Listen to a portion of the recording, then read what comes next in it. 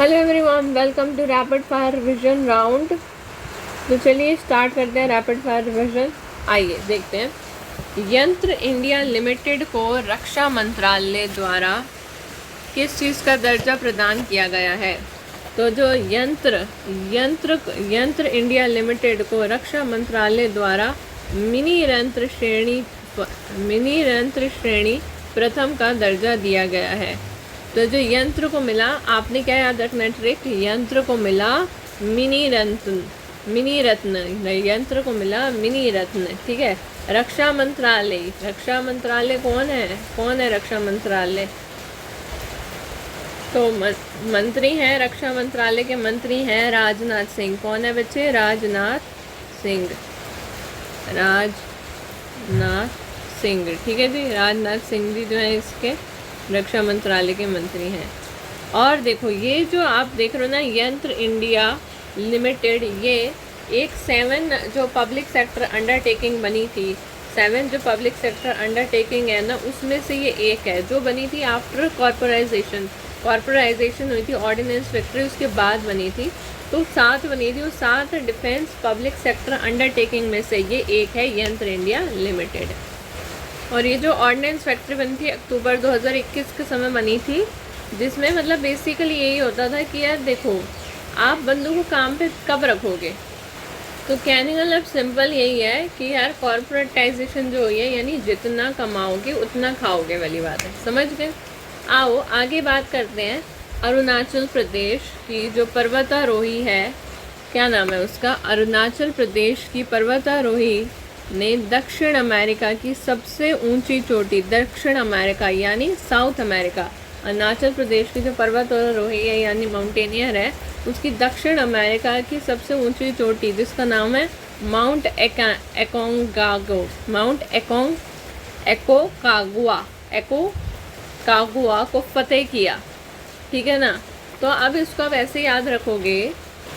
सबसे पहले तो देखो, ये जो आपका है ना, ये जो सबसे ऊंची चोटी है दक्षिण अमेरिका, साउथ अमेरिका और वेस्टर्न हेमिस्फेयर की, ये जो माउंट एकोकागुआ है, इसकी है 22,831 फीट। एक तो इसकी ऊंचाई है फीट। ठीक है।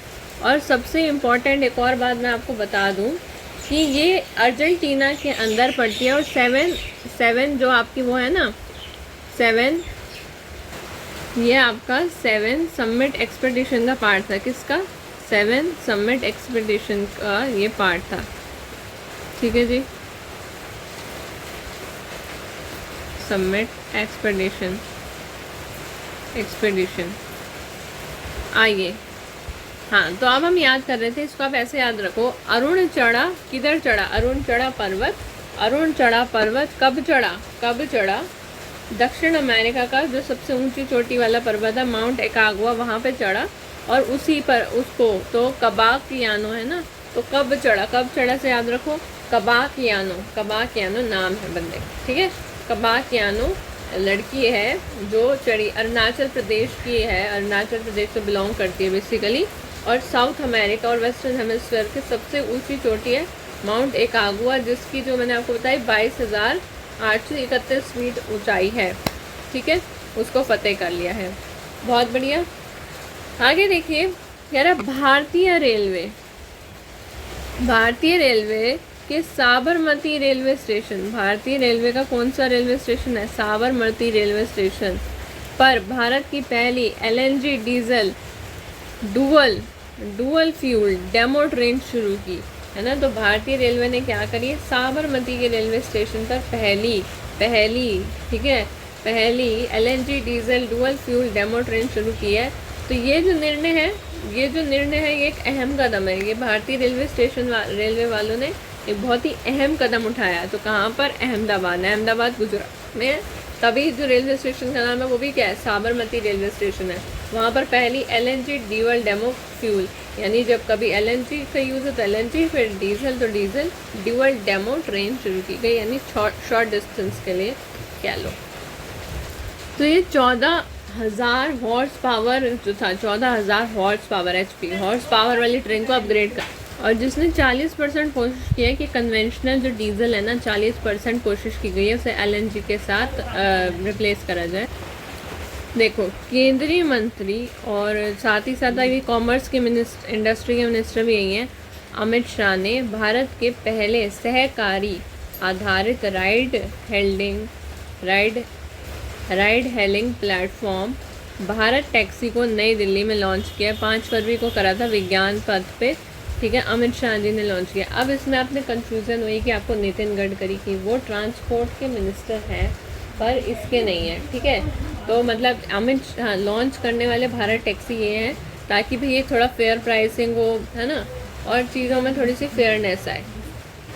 और एक पता है, एक ये जो लॉन्च की गई ना, ये पता है रजिस्टर कराई गई मल्टी स्टेट कोऑपरेटिव एक्ट था, 2002 में आया था। क्या था? मल्टी स्टेट कोऑपरेटिव एक्ट 2002 में आया था, उसके अंडर से लॉन्च कराया गया। और इसकी जो ये भी हम इसकी बात कर रहे हैं ना, सहकार से समृद्धि वाले इनिशिएटिव के अंडर ये विज्ञान भवन के वहाँ पे लॉन्च हुई। 5 फरवरी 2026 का दिन था, तब इसे लॉन्च किया गया भारत टैक्सी को, ध्यान रखिएगा।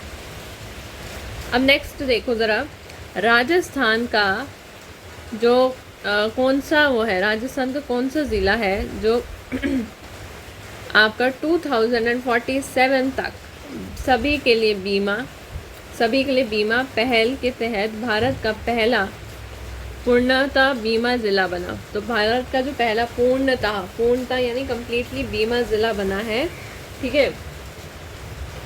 तो 2047 तक क्या है, सभी के लिए बीमा, सो insurance for all, so all से याद रखना आपने, ऑल, ठीक है, राजस्थान का है। अच्छा, इसमें एक और बात बताऊँ, इसे मिनिस्ट्री ऑफ फाइनेंस और लॉन्च किया है IRDAI ने, यानी कि फुल फॉर्म बोले तो insurance regulatory development authority of India, जो वैसे तो बनी है, इस्टेब्लिशमेंट की बात करें 1999 में, और हेडक्वार्टर है इसके हैदराबाद के अंदर, है ना, आंध्र प्रदेश साइड पे। अच्छा, इसके जो अभी लेटेस्ट चेयरपर्सन या चेयरमैन है वो है आपके अजय सेठ, ठीक है, 2025 में बने थे, IAS भी रह चुके। तो आई होप आपको ये 5 न्यूज़ का ईजिली समझ में आ गई हैं। कैसे, जैसे कि ये केंद्रीय मंत्री अमित शाह वाली, जिन्होंने ये क्या करा है, सहकारी आधारित राइड हेल्डिंग प्लेटफॉर्म भारत टैक्सी को नई दिल्ली में लॉन्च किया है ना। इस न्यूज़ से रिलेटेड आपको चीज़ें समझ में आई ना कि इन्होंने कैसे ड्राइव ओनरशिप, प्राइस की फेयरिंग को इम्पोर्टेंस दी।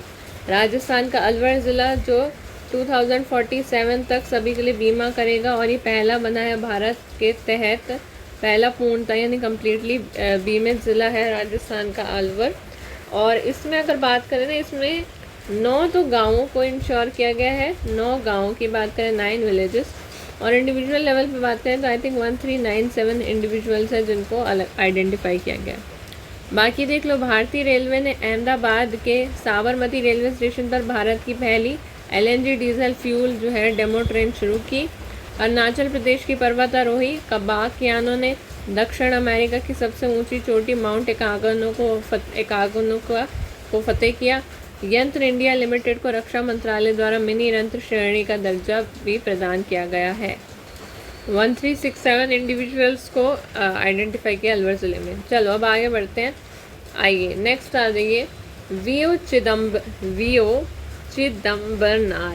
चिदम्बरनार यानी VOC जो पोर्ट है, तटीय सुरक्षा के लिए, तटीय जो सुरक्षा है उसके लिए एडवांस एंटी ड्रोन सिस्टम तैनात करने वाला भारत का पहला बंदरगाह यानी पोर्ट बना है, पहला बंदरगाह बना, ठीक है। वीओ चिदम्बरनार पोर्ट जो है वो तटीय सुरक्षा के लिए एडवांस एंटी ड्रोन सिस्टम तैनात करने वाला भारत का पहला बंदरगाह बना। अगला न्यूज़ देखो, वर्ष 2026 में भारत का शीर्ष ऊन उत्पादन राज्य रहा। अच्छा, भारत का 2026 में भारत का शीर्ष यानी ऊन उत्पादन जो राज्य है, तो ऊन उत्पादन यानी वूल की बात करें तो देखो, जम्मू कश्मीर मत करना, जो मेरिनो वूल है वो आपका जम्मू कश्मीर में होता है, बट ये आपका जो वैसे वूल है वो राजस्थान में है। और सबसे ज़्यादा जो वूल को मैक्सिमाइज़ किया गया है यूज़ उसका, तो 22% से ज़्यादा वो पंजाब में किया गया है। बट जो आपका मेन जो करने वाला है शीर्ष ऊन उत्पादक की बात करें, उत्पादक जो है वो राजस्थान है। अब ये मत बोलना कि राजस्थान में गर्मी होती है, रात के समय बहुत ठंड भी होती है, ठीक है, तो इसलिए ऊन का जो उत्पादक राज्य है वो राजस्थान है। और इसमें जो है ना, तो इसमें अब आप देखो एक बार, जो टॉप स्टेट है वो है आपकी राजस्थान। जो शेयर ऑफ प्रोडक्शन है उसका वो है कितना, 47.5% से लगभग 48% ऑफ इंडियाज़ टोटल। और क्वांटिटी प्रोड्यूस कितना कर रहा है, 16 मिलियन केजी अप्रॉक्सीमेट। एग्जैक्टली जो दे रखा था वो था 16,013.50 थाउजेंड, या ऐसे लिखा हुआ था के जी, यानी 1000 केजी। सेकेंड रैंक स्टेट में जम्मू एंड कश्मीर है, जो प्रोड्यूस करती है 23% के आसपास, जबकि जो आपको राजस्थान है वो देखो 48% तक करता है। फिर एशिया का लार्जेस्ट वूल मार्केट की बात करें तो वो है बीकानेर, जो कि आपका राजस्थान में लार्जेस्ट वूल मार्केट अगर एशिया की बात करें वो है बीकानेर। और इम्पॉर्टेंट शीप ब्रीड्स की बात करें तो है वो है चोकला, जिसे हम इंडियन मेरिनो भी कहते हैं, मारवाड़ी और मागरा। ठीक है जी, चलिए आगे बढ़ते हैं। कह रहा है जर्मनी अपना जो जर्मनी है, जर्मनी ने न्यूरेमबर्ग, जर्मनी ने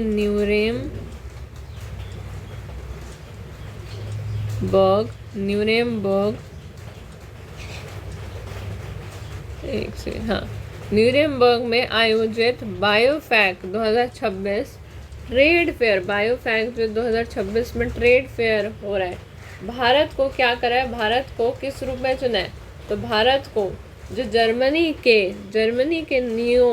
जर्मनी के न्यूरेमबर्ग में आयोजित एक बायोफैक 2026 ट्रेड फेयर हो रहा है, उसमें भारत को कंट्री ऑफ द ईयर के लिए चुना गया है भारत को। तो बहुत अच्छी बात है ये तो, ठीक है। अगला बात कर लें अगर बच्चे, तो वाइट रेवोल्यूशन 2.0। देखो जर्मनी जो है हर टेक्नोलॉजी वाले काम में अच्छी है ना। अच्छा नेक्स्ट देखो, वाइट रेवोल्यूशन लिखा है, ये लिखा है वाइट रेवोल्यूशन 2.0 के तहत सरकार का लक्ष्य 2028-29 तक प्रतिदिन कितना लाख किलोग्राम दूध की खरीद करना है। तो वाइट रेवोल्यूशन जो 2.2 है उसके तहत सरकार का लक्ष्य 2028-29 तक प्रतिदिन, सब एक साथ मिलके आएंगे तो एक साथ मिलके करेंगे प्रोडक्ट, एक साथ मिलके 1007 लाख किलोग्राम दूध को खरीद करना है, ठीक है। अभी कितने की है, अभी है 660 लाख किलोग्राम अभी प्रेजेंट में है, बट टारगेट कितने का है, 1007 की दूध की खरीद करना है। समझ में आ रहा है। अच्छा आगे देखो, काउंटर पॉइंट रिसर्च के अनुसार भारत में एक्टिव स्मार्टफोन उपयोगकर्ताओं की संख्या डैश से अधिक हो गई है। तो जो भारत में आपको पता है, जो काउंटर पॉइंट रिसर्च हुई और उसके अकॉर्डिंग देखा गया कि भारत में जो एक्टिव स्मार्टफोन यूज़ है, आपको पता है आजकल हर कोई स्मार्टफोन यूज़ कर रहा है, तो हमारी अगर 1.5 बिलियन अगर हमारी वो है पॉपुलेशन है, तो उसका 50% तो है ही है, यानी लगभग 740 मिलियन देखा गया है स्मार्टफोन यूज़र्स हैं, 74 करोड़ से अधिक हैं। यानी कि अगर बात करें कि एक मिलियन में होते हैं आपके 10 लाख, 1 मिलियन में होते हैं आपके 10 लाख होते हैं, है कि नहीं। अगर 1 मिलियन में 10 लाख होते हैं तो 740 मिलियन है, 740 मिलियन है ना, 740 मिलियन है, तो लाख तो हो जाएंगे, इसमें बहुत सारे लाख तो बहुत सारे हो जाएंगे, 740 मिलियन के लाख तो बहुत सारे हो जाएंगे। बट अगर करोड़ में बात की जाए कन्वर्ट करने की, तो देखो चलो एक काम करते हैं, आज आपको एक मज़ेदार सा मैथ्स की जरा फैक्ट भी बताते हैं। मैथ्स का यही फैक्ट है कि ये नहीं पता होता कई बच्चों को कि 1 बिलियन में कितने होते हैं, है ना भाई। पैसे ही तुम तभी तो कमाना सीखोगे क्या मतलब, जब तुम्हें पता चलेगा ओ इतने पैसे कभी देखे हैं, 9 ज़ीरो लास्ट में, तो 1 बिलियन में लगती है लास्ट में कितनी ज़ीरो, 9 ज़ीरो। एक तो ये बात आपको मालूम होनी चाहिए। और 1 बिलियन की बात करें तो 1 बिलियन से 1 बिलियन का हम समझ रहे हैं ज़रा, 1 बिलियन में होते हैं 1000 मिलियन, 1 बिलियन माने 1000 मिलियन, याद रखना 1 बिलियन माने 1000 मिलियन। 1000 मिलियन मतलब 3 ज़ीरो यहाँ आ गई, यानी कि अगर 1 मिलियन की बात करें तो 1 मिलियन की बात करें तो कितनी ज़ीरो होंगी, 1 मिलियन की बात करें तो होंगी 6 ज़ीरोज़। ठीक है, 6 ज़ीरो होगी। अच्छा, और देखो जो 1 करोड़ होता है, 1 करोड़ में कितने ज़ीरो होते हैं, 1 करोड़ में होते हैं 7 ज़ीरो होते हैं, 7 ज़ीरो होते हैं, जिससे आप ये कह सकते हो इसका मतलब कि अगर हम यहाँ पे बात करें कि यहाँ पे 10 जो आपके 10 मिलियन है, 10 मिलियन जो है वो आपके बराबर होंगे 1 करोड़ के। 10 मिलियन यानी 1 करोड़। तो आई थिंक अब आपको समझ में आया होगा कि 74 करोड़ आया कहाँ से। 740 मिलियन है ना, इसलिए 74 करोड़। ठीक है, समझ में आया बच्चे। तो ऐसे ही आपका इंटरनेशनल नंबर सिस्टम होता है, और भी बड़ा होता है, कभी फिर इसे विस्तार से समझेंगे। चलो आ जाओ, अब आगे बढ़ते हैं without wasting time. V O Chidambaranar port जो है वो IGBC प्लैटिनम और नेट ज़ीरो प्रमाणन प्राप्त करने वाला भारत का पहला प्रमुख बंदरगाह बना। देखो, अब एक वीओ चिदम्बरनार पोर्ट तटीय सुरक्षा यानी जो कोस्टल सिस्टम है उसकी प्रोटेक्शन के लिए एडवांस एंटी ड्रोन सिस्टम तैनात करने वाला भी भारत का पहला बंदरगाह बना। ठीक है, जैसे ये जो जर्मनी का न्यूरमबर्ग है, ये इसने आयोजित किया था ना बायोफेक 2026 ट्रेड फेयर। ये किसके लिए था, ये था आपका ऑर्गेनिक चीज़ों के लिए। ठीक है, एक ये बात बताने रह गई थी। तो हम बात कर रहे हैं अगर वीओ चिदम्बरनार पोर्ट की, तो ये तटीय सुरक्षा के एडवांस एंटी ड्रोन सिस्टम तैनात करने वाला भारत का पहला बंदरगाह बना है। और ऐसे ही VO Chidambaranar port IGBC platinum और नेट ज़ीरो प्रमाणन प्राप्त करने वाला भारत का पहला प्रमुख बंदरगाह बना है। अच्छा, अब हम बात कर रहे थे जैसे IGBC, तो IGBC के नाम सुन के मन में आता तो है क्वेश्चन कि अभी IGBC क्या है। तो IGBC stands for Indian Green building Council, जो फॉर्म्ड हुआ है 2001 में और पार्ट है कॉन्फेडरेशन ऑफ इंडियन इंडस्ट्री का। And it is the India's premier body that rates and certifies eco friendly sustainable buildings को रेट करती है। किसको, तो IGBC का काम क्या है, इंडियन ग्रीन बिल्डिंग काउंसिल है, 2001 में बनी है और ये पार्ट है इसका कॉन्फेडरेशन ऑफ इंडियन इंडस्ट्री का। इसका काम ही ये, इट इज़ इंडियाज़ की प्रीमियर बॉडी है जो रेटिंग देती है और सर्टिफाई करती है इको फ्रेंडली सस्टेनेबल बिल्डिंग्स को रेटिंग देती है। इसके हेडक्वार्टर का है हैदराबाद में, पार्ट है वर्ल्ड ग्रीन बिल्डिंग काउंसिल का, प्रमोट करती है रिसोर्स एफिशिएंसी, वाटर कंजर्वेशन और क्लीन एनर्जी को प्रमोट करती है। सर्टिफिकेशन लेवल की याद करें तो सर्टिफाइड करती है, डिनोट करती है बेस्ट प्रैक्टिस को, सिल्वर देती है आउटस्टैंडिंग परफॉर्मेंस के लिए, गोल्ड देती है नेशनल एक्सीलेंस के लिए, और प्लैटिनम देती है कि रिप्रेजेंट करता है ये चीज़ ग्लोबल लीडरशिप के लिए। बात कर लेते हैं वर्ल्ड ग्रीन बिल्डिंग काउंसिल की। वर्ल्ड ग्रीन बिल्डिंग काउंसिल क्या है, इसके हेडक्वार्टर तो लंदन के अंदर है, इंग्लैंड में, और ये पहला कंसेप्शलाइज था ड्यूरिंग द फाउंडिंग मीटिंग हुई थी कैलिफोर्निया के अंदर इन 1999 एंड इसको ऑफिशियली इस्टेब्लिश किया गया था 2002 में 8 founding national green building council द्वारा, यानी ऑस्ट्रेलिया हो गया, ब्राज़ील हो गया, कनाडा हो गया, इंडिया हो गया, जापान हो गया, मैक्सिको हो गया, स्पेन हो गया और USA हो गया। ठीक है, तो पहला नेशनल ग्रीन बिल्डिंग काउंसिल कहाँ क्रिएट हुआ था, यूनाइटेड स्टेट में 1993 में। फिर 1999 में ग्लोबल लीडर्स ने मीटिंग करी थी कैलिफोर्निया में। फिर 2002 में ये लॉन्च हुआ था 8 फाउंडिंग मेंबर्स द्वारा कंट्री के। फिर 2007 में फॉर्मली सेटअप हुआ था it's first secretariat office in Toronto Canada. कहाँ पर किया था सेटअप इसने अपना ऑफिस, टोरंटो कनाडा के अंदर। हेडक्वार्टर का है लंदन UK के अंदर। कनेक्ट करता है ग्रीन बिल्डिंग काउंसिल को in around 75 countries worldwide में कनेक्शन देता है। ठीक है, it works to make the building and construction completely net zero carbon by 2050 तक इसका टारगेट है।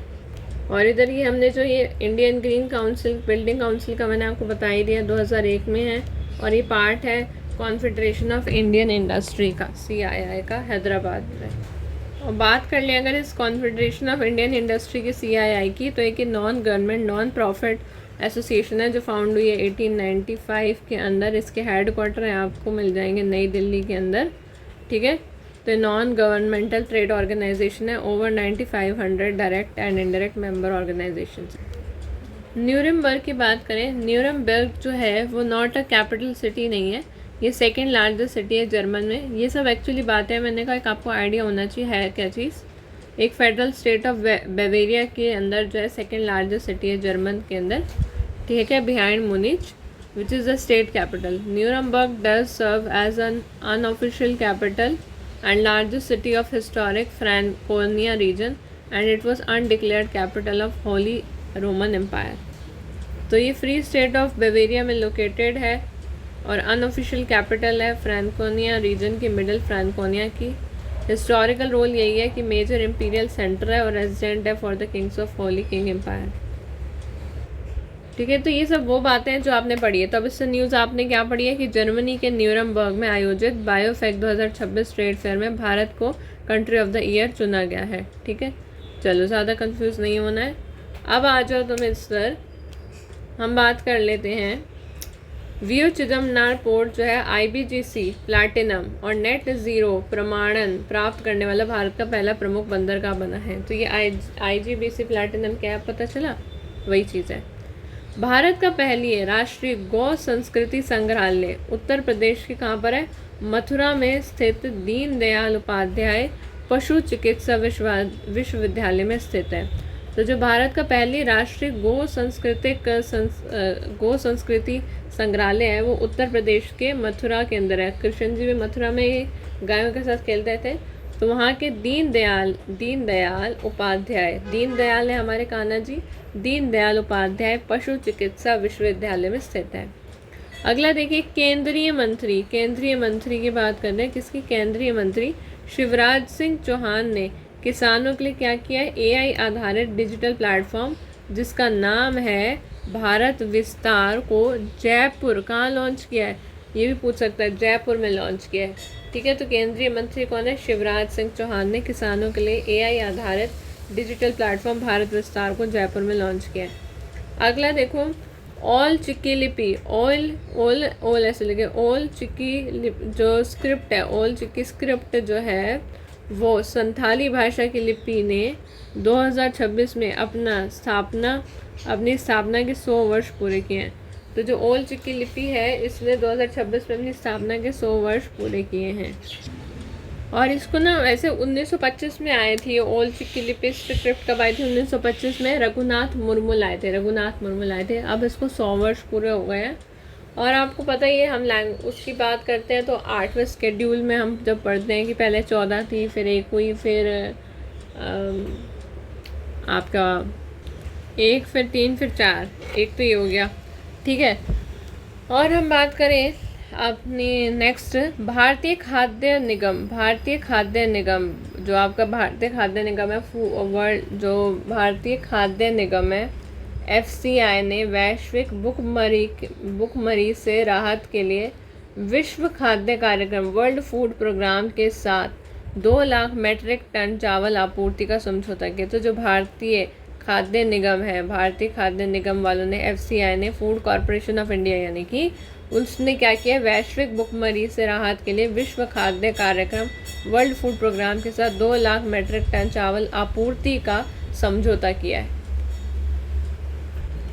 तो जो FCI ने क्या किया, वैश्विक भुखमरी से राहत के लिए विश्व खाद्य कार्यक्रम के साथ 2 लाख मेट्रिक टन चावल का आपूर्ति का समझौता किया। आपूर्ति नहीं, सप्लाई, समझौता यानी जो MOU साइन किया है ना, मेमोरेंडम ऑफ जो होता है, तो मेमोरेंडम ऑफ अंडरस्टैंडिंग है ये। अब बस एक और इम्पॉर्टेंट चीज़ जान लेते हैं कि वेरी इंपॉर्टेंट है क्योंकि ये आपकी पॉलिटी में भी आपको काम आएगा, इसलिए तो पढ़ ही लो। अभी तक और कोई स्टैटिक फैक्ट याद करा ना करो, ये कर लो। 8वां स्केड्यूल होता है ना हमारे कॉन्स्टिट्यूशन ऑफ इंडिया का, वो लिस्ट करता है ऑफिशियल लैंग्वेज जो रिकॉग्नाइज करती है रिपब्लिक। तो स्टार्टिंग में 1950 तक मात्र 14 लैंग्वेज थी, अब हो चुकी है 22 लैंग्वेज। कौन सा आर्टिकल गवर्न करता है? इसे आर्टिकल गवर्न करता है 344 क्लॉज 1 एंड 351। अब 22 जो लैंग्वेज है उसमें आप देखो, जैसे कि पहले असमीज़, बंगाली, बोडो, डोगरी, गुजराती, हिंदी, कन्नड़, कश्मीरी, कोंकणी, मैथिली, मलयालम, मणिपुर, मराठी, नेपाली, ओडिया, पंजाबी, संस्कृत, ये सारी आपकी लैंग्वेजेस हैं।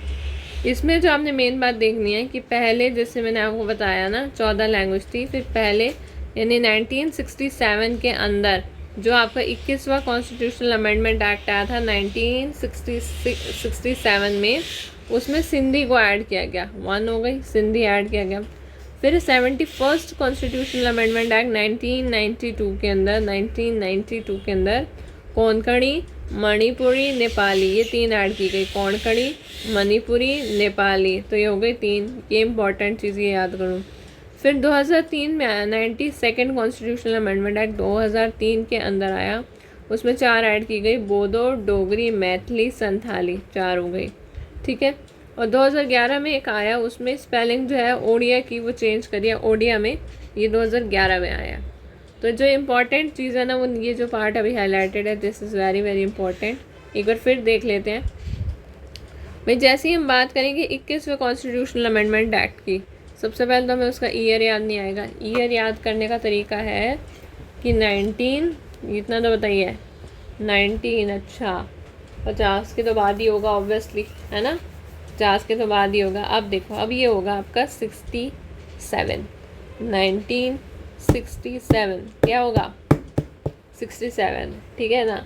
तो 2 और 1 हुआ आपका 3, 2 और 1 हुआ आपका 3, और 3 दूनी हुआ 6, और ये 1 हो गया, 2 और 1 हुआ 3, और 3 दूनी हुआ 6, और 1 हो गया 7। तो 1967 ऐसे याद कर लो। ऐड किया सिंधी, क्या ऐड किया सिंधी, सिंधी जिसको जैसे मान लो किसी का 21 वाले को बर्थडे आता हो तो उसको सिंधी बोलनी नहीं आती, सिंधी अगर बोलता है तो सिंधी की तरह बोलता है। फिर देखो 71st कॉन्स्टिट्यूशनल अमेंडमेंट एक्ट 1992 की बात करें, 1992 की बात करें तो कोंकणी, मणिपुरी, नेपाली, कोंकणी, मणिपुरी, नेपाली, कोंकणी, कोंकण, कोंकण, कोंकण, कोंकण, कोंकणी, मणिपुरी, नेपाली, नेपाली। और फिर 92nd कॉन्स्टिट्यूशनल अमेंडमेंट एक्ट 2003 में बोडो, डोगरी, मैथिली और संथाली, और 2011 वाले में तो सिर्फ चेंज किया स्पेलिंग ओडिया टू ओडिया। अच्छा बाय द वे आपको पता है ना, जो अपनी प्रेसिडेंट है द्रौपदी मुर्मू, ये भी Santhali language, yes Santhali language को वो करते हैं। एंड इसमें आप मयूरभंज डिस्ट्रिक्ट के ओडिशा से हैं। रैपिड फायर करते हैं। कह रहे व्हाट इज़ वॉइस एरा, जो लॉन्च किया है मेती ने। अच्छा अब अगर बात कर ले मेती की, तो जो ये मेती है लिखा हुआ है ना, ये इसको कहते हैं ministry of electronics, ministry of electronics and information technology. क्या कहते हैं, ministry of electronics and information technology. ये एक एग्जीक्यूटिव एजेंसी है गवर्नमेंट ऑफ इंडिया की, जो कि बनी थी 5 जुलाई 2016 को। कैसे बनी थी, by splitting the ministry of communication and information technology, और ये मैनेज करती है आईटी पॉलिसी को, इलेक्ट्रॉनिक मैन्युफैक्चरिंग को और इंटरनेट गवर्नेंस को, ठीक है। तो हेडक्वार्टर कहाँ है, Sanchar Bhavan New Delhi, department of electronic and information technology MeitY. इसके कैबिनेट मिनिस्टर का नाम है अश्विनी वैष्णव, ठीक है। और मिनिस्टर ऑफ स्टेट है जितिन प्रसाद, और सेक्रेटरी हैं एस कृष्णन IAS, ठीक है। तो वॉइस एरा एक ओपन सोर्स का वॉइस AI स्टैक है, जिसे कोई भी यूज़ कर सकता है। भाषणी नेशनल लैंग्वेज इंफ्रास्ट्रक्चर ने इसे क्या किया है, डिप्लॉय किया यानी तैनात किया है। ये आपका जो भाषणी नेशनल लैंग्वेज इंफ्रास्ट्रक्चर है ना, ये आपका 2022 में मेती के अंडर ही बना था, ठीक है। अगला देख लो, कह रहा है कि which Indian city host the country's first Namo Bharat rapid rail transit system RRTS, rapid rail transit system, वे रैपिड रेल और मेट्रो ऑपरेट करेंगे सेम स्टेशन और ट्रैक से। तो ये जो आपका रैपिड रेल से क्या कहते हैं ट्रांजिट सिस्टम है और मेट्रो है, ये दोनों पहले क्या होता था कि अलग अलग जगह जाना पड़ता, जैसे रेलवे स्टेशन तो स्पेशल आपको वहीं जाना पड़ेगा, है ना, मान लो जहाँ पर भी है। बट अब क्या होगा, मेट्रो तो हर जगह थी, तो मेट्रो और उसके साथ ही क्या चलेगी, रेलवे भी चलेगी, और वो है आपका मेरठ वालों ने करी है। नरेंद्र मोदी जी स्पेशल गए थे उसे इनैगोरेट करने, दिल्ली मेट्रो को, ये 22 फरवरी को उनको बुलाया था, ठीक है जी। तो ये पहला ऐसा इनिशिएटिव लिया गया है जिसमें रेलवे स्टेशन और मेट्रो स्टेशन सेम ट्रैक पे होंगे एकदम, जैसे मेट्रो जाएगी वैसे ही ट्रेन जाएगी, ठीक है। अगला देखो कह रहा है फटाफट देखो, कह रहा है which platform collaborated with the education ministry to launch teacher app 2.0। Teacher app 2.0 के साथ किसने जो है वो किया, पावर्ड बाय AI, है ना। तो कौन से प्लेटफॉर्म ने कोलैबोरेट किया with the education ministry launch करने के लिए teacher app 2.0 powered by AI power कर रहा है। तो कौन से प्लेटफॉर्म ने कोलैबोरेशन किया है एजुकेशन मिनिस्ट्री के साथ? तो Bharti Airtel and CK12 foundation ने क्या किया, कोलैबोरेशन किया है लॉन्च करने के लिए टीचर वाला जो ऐप है। तो ये धर्मेंद्र प्रधान जी जब एजुकेशन मिनिस्टर थे तब लॉन्च हुआ था नई दिल्ली के अंदर, क्लास वाले बच्चों के लिए हुआ था, क्लास 1st to 12th के बच्चों के लिए। अच्छा बाय द वे अब आप ये बताओ, अब जो है प्रेजेंट टाइम पे एजुकेशन मिनिस्टर इनको तो हटा दिया है, तो अब कौन है? अब है प्रहलाद जोशी। अब कौन है? प्रहलाद जोशी है। ठीक है, अगला देखो, कौन सी यूनियन टेरिटरी है जिसमें गवर्नमेंट लॉन्च कर रही है CBDC based food subsidy distribution pilot project under प्रधानमंत्री गरीब कल्याण अन्न योजना? तो प्रधानमंत्री गरीब कल्याण अन्न योजना है CBDC फूड, जो आपका मतलब food subsidy distribution pilot project है। मतलब पहले तो आपको सिर्फ गेहूँ चावल यही सब मिलते थे, अब अगर आपको और कुछ भी चाहिए तो आप वो भी क्या कहते हैं कर सकते हो। इसे इनॉग्रेट किया है प्रहलाद जोशी ने। And this pilot project is in the Puducherry and will create the food subsidies as digital currency tokens. The tokens are issued by RBI reserve bank of India into beneficiaries के वॉलेट में जाएगा ये token. And this token can only be used as the authorised fair price shops improving the targeted delivery of food grains. तो targeted delivery को improve करने के लिए use कर रहे हैं। तो CBDC की फुल फॉर्म क्या होती है? सेंट्रल बैंक डिजिटल करेंसी की स्कीम है, तभी इसके टोकन इशू कौन कर रहा है? RBI इशू कर रहा है।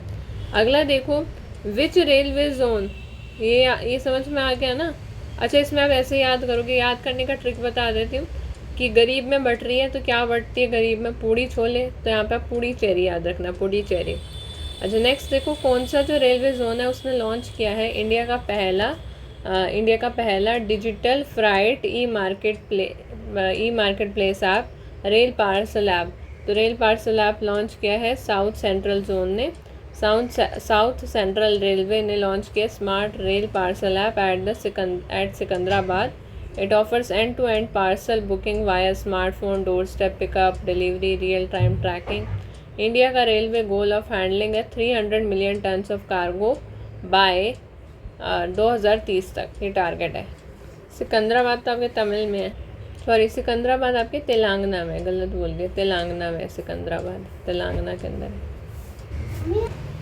नेक्स्ट देखो, कह रहा है which European country recently became the first to ban social media access for children under 16।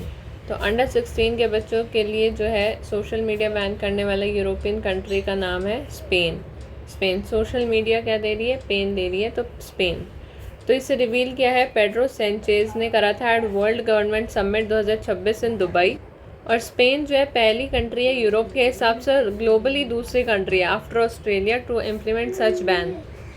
Next अगर देखें हम कि as a part of a Google $15 billion America India connect cable plan where will a new international subsea gateway be created in India.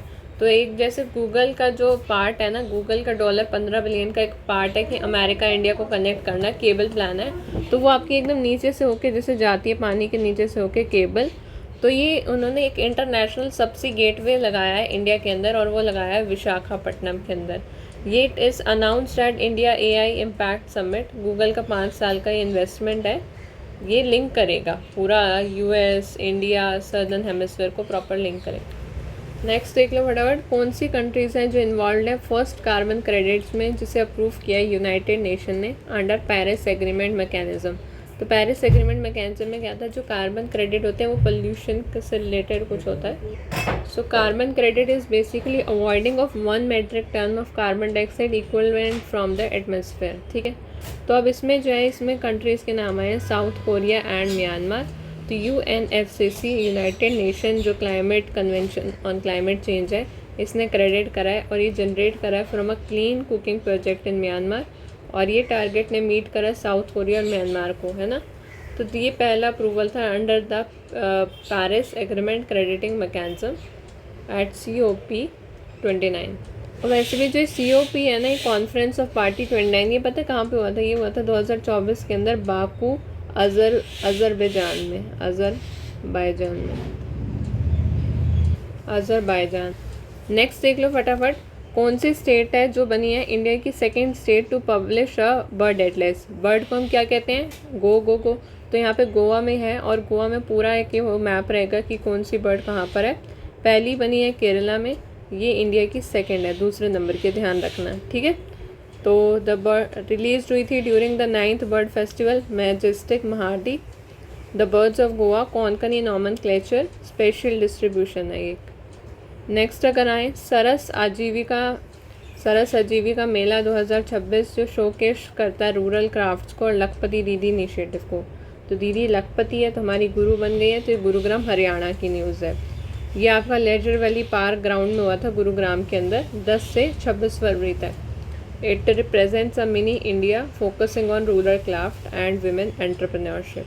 Now what do we mean by Saras. Saras की बात करें तो सरस जो है ये 2011 में ना एक इनिशिएटिव हुआ था, सेल ऑफ, ध्यान से सुनना, सेल ऑफ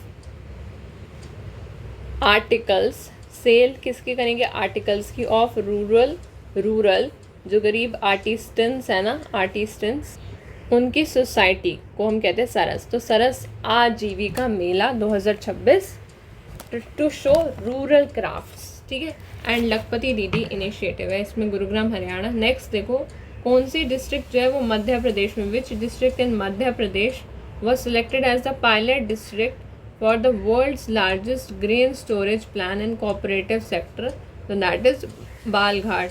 बालघाट जो है डिस्ट्रिक्ट ये आपके लिए चूज़ की गई है मध्य प्रदेश की, for the world's largest grain storage plan.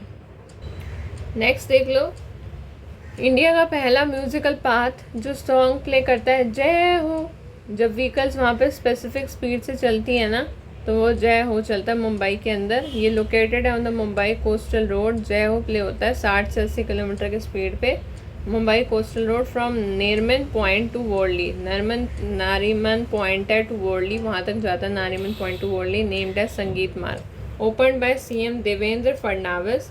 It is the 5th musical road in the world, joining Hungary, Japan, South Korea and UAE, ठीक है। तो ये 5th नंबर की म्यूजिकल रोड है। नेक्स्ट देख लो, which state government launched the district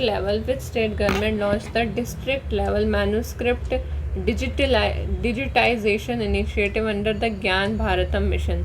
तो भाई ज्ञान, जिस पे ज्ञान होता है वो ज्ञान देता है, जिस पे ज्ञान होता है वो सही उत्तर देता है ना।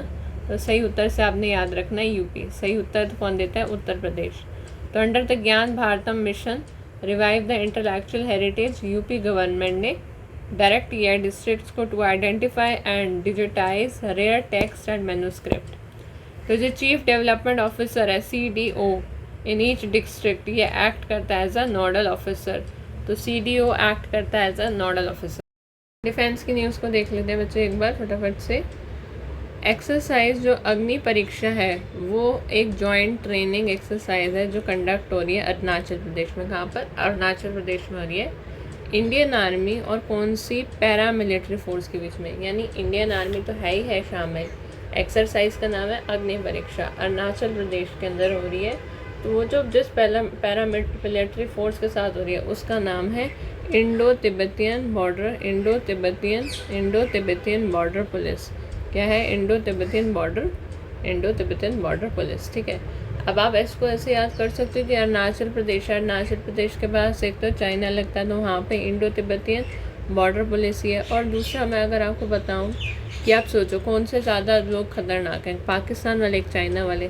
तो अग्नि परीक्षा भी हम किसकी ले रहे हैं, चाइना की ले रहे हैं। वो हमें क्योंकि गरम गरम मोमोज खिलाते रहते हैं, है ना, तो हम चाइना वालों को चेक कर रहे हैं, ठीक है, अग्नि परीक्षा से। एक्सरसाइज अग्नि परीक्षा है, समझ में आ गया, ठीक है। तो ये फोकस होगी on the live artillery firing और कॉम्बैट। गरम इलाके भी है ना, एक पाकिस्तान वाली साइड और एक अरुणाचल प्रदेश वाली साइड। तो it focused on live artillery firing and combat training to enhance operational synergy in sensitive border regions. बस इतना ही याद करना है।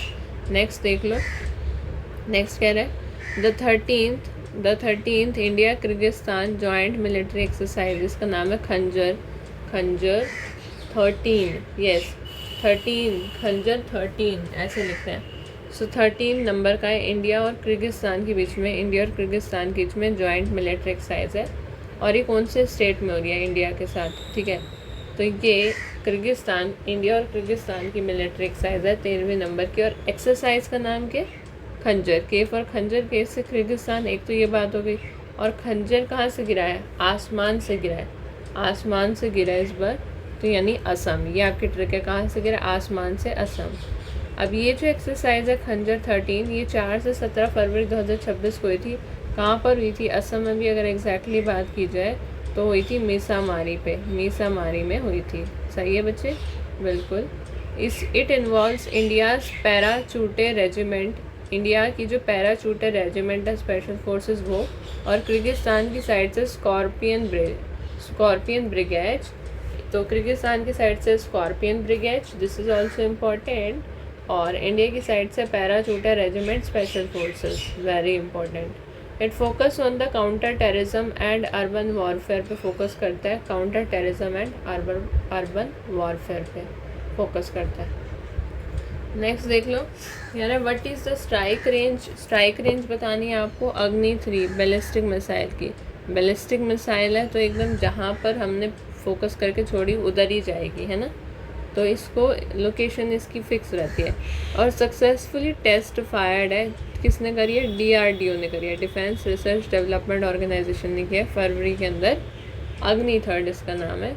और देखो 3 से, अग्नि 3 से ये याद कर सकते हो आप, ओवर 3000 किलोमीटर। अग्नि 3 से याद करो, ओवर 3000 किलोमीटर बैलिस्टिक मिसाइल है।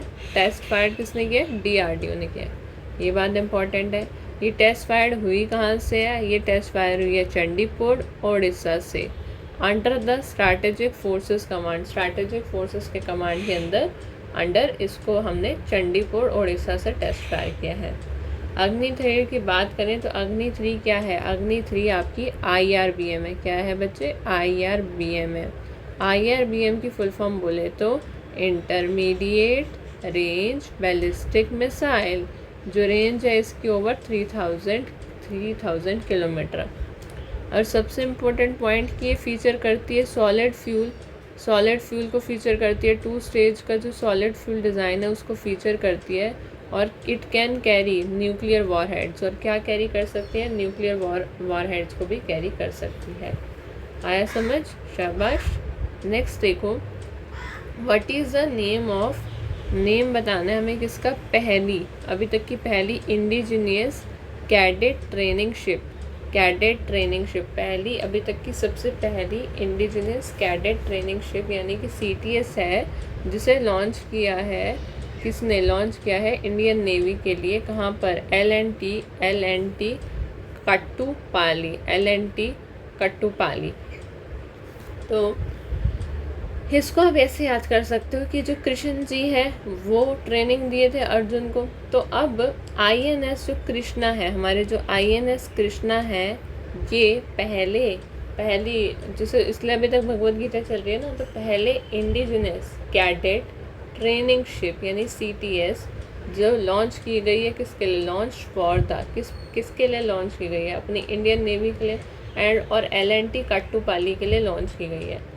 तो बिल्ट बाय LNT अंडर 2023 के कॉन्ट्रैक्ट में 3 शिप्स के लिए करी थी। Krishna page tribute to India's 3rd longest river.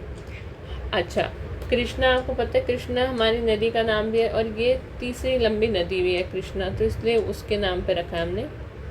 It's primary role is basic sea training देनी है। सी ट्रेनिंग देनी है किसको? नेवल कैडेट वाले को, समुद्र में जाके। अब कृष्णा जी का वहाँ पे रोल चलता था शेषनाग वगैरह पे, उनको पूरी ट्रेनिंग है, तो INS कृष्णा लेंगे। और साथ ही इसका पहला रोल तो है सी ट्रेनिंग देना, दूसरा रोल है मदद करना यानी कि including the hospital ship duties और डिज़ास्टर रिलीफ कुछ भी है तो वो काम भी वो फटाफट कर लेते हैं, है ना। तो HADR कहते हैं उसे, hospital ship duties and disaster relief. Okay बच्चे, अगला देखो कह रहा है ड्यूरिंग दी 6th 6ठे नंबर का India France annual defence dialogue. India France का जो एनुअल डिफेंस डायलॉग है वो कहाँ पर हुआ बच्चे? बेंगलुरु में हुआ। और ये कि एग्रीमेंट था जो साइन किया गया था मैन्युफैक्चर करने के लिए कौन सी मिसाइल इंडिया में? तो सिक्स्थ इंडिया यानी इंडिया का जब छठा इंडिया फ्रांस के बीच में जब वो sixth India France annual defence dialogue चल रहा था बेंगलुरु में, तो ये एग्रीमेंट कहाँ से हुआ था? तो इस बार आप ऐसे याद कर लो कि फ्रांस से हमने क्या मंगाया है? हथौड़ा। हथौड़ा यानी हैमर, हथौड़ा मंगाया है यानी कि हैमर मंगाया है। तो इसे को चेयर किया किसने? राजनाथ सिंह ने और कैथरीन वाउटरीन ने। तो ये भी इम्पोर्टेंट है, किसने को चेयर किया है? राजनाथ सिंह ने एंड कैथरीन वाउटरीन ने को चेयर किया है। और डायलॉग जो देखा गया, डायलॉग देखा गया किसके बीच में? Bharat electronics limited. डायलॉग देखा गया BEL, Bharat electronics limited and saffron electronics and defence, इन्होंने साइन किया है अग्रीमेंट ताकि ये लोग को प्रोड्यूस कर सके हैमर, जो कि एयर यानी हवा से ग्राउंड वाली मिसाइल है इंडिया के अंदर। और ये इंडिया और फ्रांस के बीच में हो रही है। आई होप आपको समझ में आ रहा है, ठीक है। नेक्स्ट देखो, कौन सी सिटी है जो होस्ट करती है एक्सरसाइज जिसका नाम है एक्सरसाइज मिलान। तो मिलन कहाँ पे होता है? लोगों का मिलन हो रहा है। 74 डेलीगेट्स आ रहे हैं 74 कंट्रीज से। तो कोई विशाल जगह चाहिए होगी, तो कोई विशाल जगह चाहिए होगी, तो बड़ा सा हॉल चाहिए होता है ना। तो विशाखापट्टनम विजाग है ना। और Andhra Pradesh. Exercise Milan 2026 was inaugurated by defence minister, का नाम है अपने राजनाथ सिंह। और उन्होंने एम्फेसाइज किया UNCLOS एंड इंडिया का Sagar to Mahasagar vision to tackle the traditional and emerging maritime threats. तो ही एम्फेसाइज्ड UNCLOS। तो जो UNCLOS है ये आपका united nation convention law of the sea. अगर इसकी मैं बात करूँ ना, ये पता है ये हम अडॉप्ट करे थे 1982 में और इसे हमने इफ़ेक्ट में लेकर आए 1994 के अंदर। ये इसकी बात कर रही हूँ मैं, समझ रही हूँ। आगे मैं अगर फर्दर बात करें कि फ्रॉम विच कंट्री, कौन सी कंट्री है जिससे did the Indian navy assume the chairmanship of Indian ocean naval symposium IONS in 2026-28 के टेन्योर में। तो कौन सी कंट्री है डिड इंडियन नेवी ने अज्यूम कर ली? इंडियन नेवी ने अज्यूम कर ली, इंडियन नेवी ने अज्यूम कर ली chairmanship of the Indian ocean naval symposium. तो इसका नाम है रॉयल बंदा, रॉयल थाई नेवी। तो ये हमारे जो भी इंडियन ओशन के पूरे समुद्र को टच करते हैं ना, तो मतलब वो कह रहा है, सुनो मेरी बात, कि फ्रॉम विच कंट्री। तो royal Thai navy did Indian navy ने अज्यूम करा है chairmanship of Indian ocean naval symposium. कौन से टेन्योर के लिए? 2026 से 2028 के टेन्योर के लिए। तो ये था during the 9th IONS conclave of the chiefs in कहाँ पे हुआ? Visakhapatnam. Indian navy assume the IONS chairmanship from the royal Thai navy and this is India's second tenure leading its forum since its launch was in 2008 में इसका launch था, ठीक है। आगे बात करते हैं 16th एडिशन की बात कर लेते हैं। 16th एडिशन है एक्सरसाइज वज्र प्रहार का। ये कंडक्ट हुआ था बकलोह के अंदर हिमाचल प्रदेश में between the special forces of India and which country. तो जो स्पेशल फोर्सेस है इंडिया और कौन सी कंट्री के? तो जो स्पेशल फोर्सेस हैं वो है यूनाइटेड स्टेट्स। अब आपको तो ये बात अच्छे से पता ही होगी कि वज्र प्रहार ऐसा प्रहार है जिसके प्रहार को कोई ना फेल कर पाए। तो ये इसका 16वां एडिशन है। कहाँ पे हो रहा है? एक तो हो रहा है बकलोह के अंदर हिमाचल प्रदेश में, और पावरफुल कंट्री कौन सी है? यूनाइटेड स्टेट है, ठीक है। इसमें आपके स्पेशल फोर्सेस इंडिया के हैं, USA के हैं। It enhances the interoperability, counter करती है टेरर कैपेबिलिटीज़ को और जॉइंट ऑपरेशनल रेडीनेस को। अगला देखो, बताओ मुझे क्या name of India's new national counter terrorism policy. ये इंपॉर्टेंट है, name of the India's new national counter terrorism policy, जिसे लॉन्च किया है मिनिस्ट्री ऑफ होम अफेयर्स ने। तो मिनिस्ट्री ऑफ होम अफेयर्स ने लॉन्च किया पहली बार, उसका नाम है प्रहार। प्रहार की फुल फॉर्म इंपॉर्टेंट है। P से प्रिवेंशन, R से रिस्पॉन्स, A से aggregation of internal capabilities, H से human rights and rule of law. Human rights and rule of law, या एच से ही है पूरा। ए से अटेंटिन्यूएशन ऑफ रेडिकलाइजेशन, और फिर ए से है अलाइनमेंट विद ग्लोबल फोर्स, और आर से है रिकवरी। मतलब अटेंटिन्यूएशन ऑफ रेडिकलाइजेशन, समझ रहे हो बच्चे? ये फॉलो करता है zero tolerance policy against terrorism. Zero tolerance, प्रहार की फुल फॉर्म है प्रिवेंशन करना, रिस्पॉन्स और एग्रीगेशन करना इंटरनल कैपेबिलिटीज़ का, human rights and rule of law. फिर अटेंटिनेशन ऑफ रेडिकलाइजेशन। अटेंटिवेशन ऑफ रेडिकलाइजेशन मतलब जो इन लोगों ने वो कर रखा है ना, न्यूक्लियर बॉम्ब या ऐसी हरकतें कर रखी हैं, ये ज़रा वॉर वाली चीज़ों को थोड़ा सा कम, है ना, ऐसे नुकसान वाली चीज़ें ना हो, उधर ध्यान देंगे। फिर नेक्स्ट देखो एक्सरसाइज है कलारी द्वीप। कलारी द्वीप कंडक्टेड हुआ लक्षद्वीप और मिनिकॉय आइलैंड के अंदर, और ऑर्गेनाइज्ड किया है सर्दर्न नेवल कमांड ने, नहीं, southern air command of IAF, है ना। तो लीप गई, लीप उछल के जाती है, तो उछल के जाती है तो southern air command of the IAF, ठीक है। Kalari leap is the high tempo maritime exercises by the Indian air force southern air command. It validated rapid force projection. Rapid force projection होता है एकदम फटाक से। Anti ship precision strikes. Search होता है, rescue होता है in the strategic Lakshadweep and Minicoy region. Next देख लो धर्म गार्डियन। तो हम धर्म की रक्षा कर रहे हैं पान खा के, मुँह में पान खा के धर्म की रक्षा कर रहे हैं, यानी जापान और इंडिया के बीच में है। ये कंडक्ट हुई है चौबाटिया उत्तराखंड में, और इसमें 120 सोल्जर को फीचर किया गया है। पार्टिसिपेंट में इंडियन आर्मी के लद्दाख स्काउट्स हैं और जापान के 32nd इन्फेंट्री रेजिमेंट है। ये फोकस करती है टैक्टिकल कोऑर्डिनेशन और मॉडर्न मिलिट्री टेक्नोलॉजी पे। अगला देखो DRDO ने सक्सेसफुली 3 सक्सेसिव फ्लाइट ट्रायल करे हैं। VSHORADS कहाँ से करें? ओडिशा से करें। डायरेक्ट आप इसकी फुल फॉर्म याद करो, चांडीपुर उड़ीसा से है। फुल फॉर्म है very short range air defence system, बहुत ही शॉर्ट रेंज के एयर डिफेंस सिस्टम है ये। वैलिडेटेड बाय सेंसर जैसे कि इलेक्ट्रो ऑप्टिकल ट्रैकिंग सिस्टम।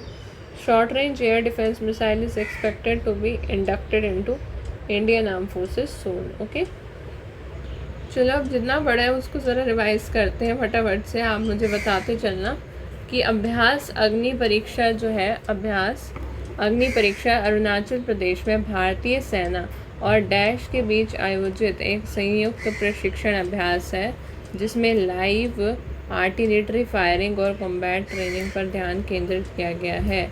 तो भारतीय सेना और किसके बीच में है? ये है Indo Tibetan border police, ITBP। खंजर 13 जो है भारत और किर्गिस्तान के बीच में 13वां संयुक्त सैन्य अभ्यास है, जो कि असम में हुआ है। कहाँ हुआ है? आसमान से गिरा खंजर।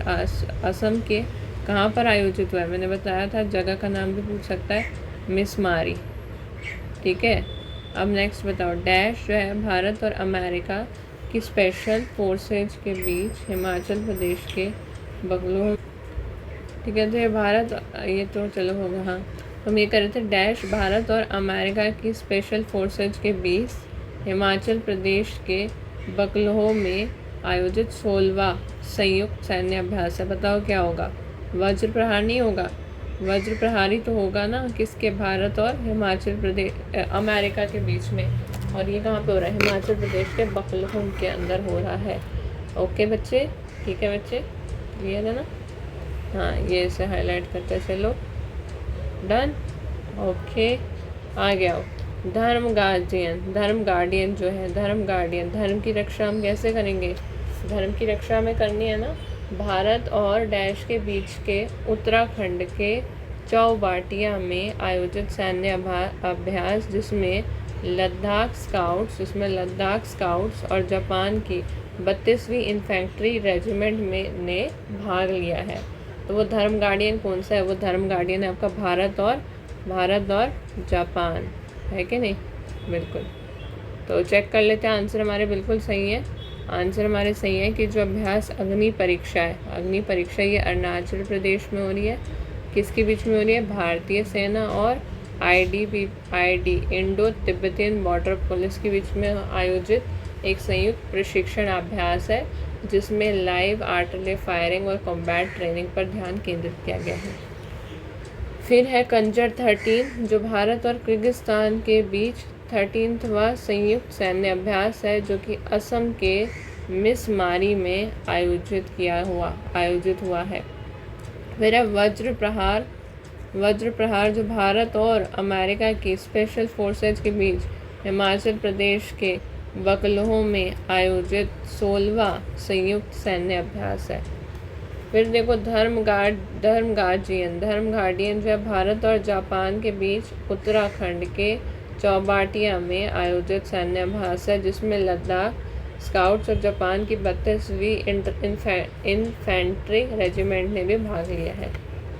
आगे देखो अभ्यास। अब बताओ अभ्यास जो एक्सरसाइज है कलारी लीप जो है वो लक्षद्वीप और मिनिकॉय द्वीपों में डैश द्वारा आयोजित एक संयुक्त समुद्री अभ्यास है। याद करो कलारी लीप लक्षद्वीप और मिनिकॉय द्वीपों में किसने आयोजित किया है समुद्री अभ्यास? तो ये आयोजित किया आपका सर्दन। मैंने बोला ना लीप हवा में फेंकोगे तो southern air command of IAF है कि नहीं? Very good. डैश जो है विशाखापट्टनम में आयोजित 74 देशों में प्रतिनिधियों ने भाग लिया है, डेलीगेट्स जो पार्टिसिपेट किया था। तो विशाखापट्टनम में क्या हुआ है? मिलान हो रहा है ना। मिलान के लिए बड़ी जगह चाहिए, बिल्कुल। अग्नि 3 क्या है? एक बैलिस्टिक मिसाइल है। पहली बात DRDO द्वारा सफलतापूर्वक प्रशिक्षण की गई है जिसकी मारक क्षमता कितनी है? मारक क्षमता है ओवर 3000 किलोमीटर। शाबाश, 3 है 3। INS कृष्णा जो है वो LNT कुट्टीपल्ली में लॉन्च किया गया भारतीय नौसेना का पहला स्वदेशी क्या है? अब बताओ कृष्ण जी ने क्या लॉन्च कर रहे हैं? तो ये पहला क्या है? CTS बोले तो कैडेट ट्रेनिंग सिस्टम है ना, कैडेट ट्रेनिंग। हाँ जी, अब देख लो अभ्यास जो कि कलारी लीप है। अभ्यास कलारी लीप लक्षद्वीप और मिनिकॉय द्वीपों में भारतीय वायुसेना की दक्षिणी कमान, भारतीय वायुसेना यानी इंडियन एयरफोर्स की दक्षिणी कमान द्वारा आयोजित एक संयुक्त समुद्री अभ्यास है। बिल्कुल सही बात है। फिर कह रहे हैं एक्सरसाइज जो मिलन है 2026 का वो विशाखापट्टनम में आयोजित जिसमें 74 देशों के प्रतिनिधियों ने भाग लिया है, वो एक्सरसाइज मिलन। फिर अग्नि 3 जो है वो बैलिस्टिक मिसाइल है जिसमें DRDO द्वारा सफलतापूर्ण प्रशिक्षण की गई है जिसकी मारक जो क्षमता है वो 3000 किलोमीटर से अधिक है। सही जवाब। और INS कृष्णा जो है वो LNT कुट्टीपल्ली में लॉन्च किया गया भारतीय नौसेना का पहला स्वदेशी कैडेट ट्रेनिंग शिप है। अच्छा, और बाय द वे मैं आपको बता दूं ये जो LNT है इसकी फुल फॉर्म भी होती है लार्सेन एंड टूब्रो। और जो कुट्टीपल्ली है ना ये आपका है चेन्नई के पास, चेन्नई से 40 किलोमीटर के लगभग, तमिलनाडु में। ठीक है, बस आगे देखते हैं। फिर कह रहा है डैश भारत फ्रांस रक्षा संवाद के दौरान डैश भारत और फ्रांस रक्षा संवाद के दौरान संवाद कर रहे थे। भारत में hammer air to ground missile के निर्माण के लिए समझौता हुआ। एयर टू ग्राउंड मिसाइल के लिए समझौता हुआ तो हैमर शब्द हैमर वाला ही समझौता हुआ है। ठीक है बच्चे, हैमर मंगाया है। फिर आगे देखो डैश DRDO द्वारा उड़ीसा में प्रशिक्षण किया गया यह very short range air defence system. इसका क्या नाम है? इसका नाम है VSRA। देखो तो मैं हाथ में देखो, हाँ अब देखो, एक तो हैमर मिसाइल है। भारत फ्रांस रक्षा संवाद के दौरान भारत में hammer air to ground missile के निर्माण के लिए समझौता था और ये हुआ था वेरी शॉर्ट के साथ ऐसे आना SH short range very short तो विशॉ पहले लिखना है, फिर देखना है कंफ्यूज होना, रेंज, एयर, फिर डिफेंस, फिर सिस्टम। क्योंकि अब अगर आप वेरी शॉर्ट रेंज आपने याद कर लिया, very short range air defence system, मान लो ये भी आ सकता तो ये तो गलत हो जाएगा। आपने लिखना है क्या, फुल फॉर्म ये नहीं है, दिस इज़ नॉट, आपने लिखना है वेरी शॉर्ट। अब लिखो वेरी शॉर्ट, शॉर्ट का शो कर दिया, वेरी शॉर्ट। फिर अब रेंज एयर डिफेंस सिस्टम, ये ठीक है, आया समझ। तुम्हारी कहाँ हो रही है, इस चीज़ हो रही है तुम्हारी ओडिशा के अंदर चंडीपुर में, ये भी पूछ सकता है ना, ठीक है। चलो स्पोर्ट्स न्यूज़ कर लेते हैं। कह रहा है विच इंडियन शटलर, कौन से इंडियन शटलर है जिन्होंने वॉन करा है maiden BWF super 300 title by defeating, किसको हराया है, गोहो जीन विही को हराया है थाईलैंड मास्टर्स 2026। तो वो हराने वाली हैं देविका सियाग। देविका सियाग 20 साल की लड़की है हरियाणा से और इन्हें सिक्योर किया सुपर 300 का टाइटल। शी डिफीटेड मलेशिया की गोहो जिन वे को हराया है in the women single final of Thailand masters 2026। अगर आपसे पूछा जाए BWF क्या है तो BWF is badminton world federation, ठीक है।